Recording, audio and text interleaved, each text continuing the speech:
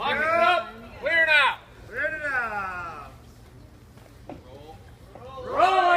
It's a rebate, and I mean it's very important for everybody to understand the difference between a rebate and an incentive. Many of the other states do have incentives, which are generally because they have an income tax and maybe some sort of tax break, some sort of tax credit they can get. We don't have that here in the state of Texas.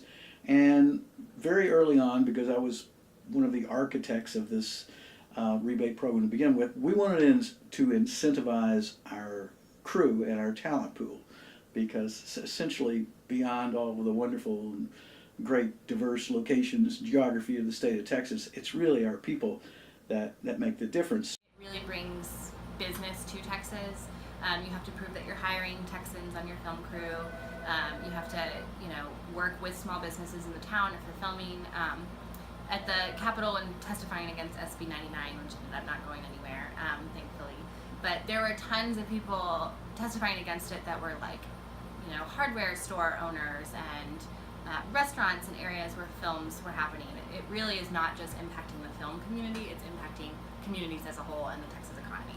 It's really going to the Texas workers, and that's, we always felt it was much more palatable that way, because it's basically, that's one of our biggest assets, so we wanted to make sure that they were continue to get employment and stay as busy as they possibly could so they wouldn't move somewhere else.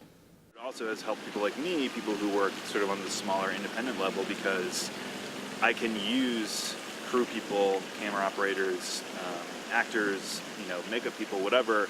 The fact that it's in jeopardy, it's gonna be a huge economic drain on the bigger productions that can actually sustain careers, and people can buy houses and have babies and build small businesses and all that. Keeps the business here. We at Austin Film Festival work with a lot of filmmakers in the area, working. They come to the festival, they're on our AV crew, they're work on our PBS show, our radio show, and the incentive program helps them stay here. They don't have to move to LA or New York or, Arizona or New Mexico or anywhere like that. They can stay in Texas and help build the Texas economy.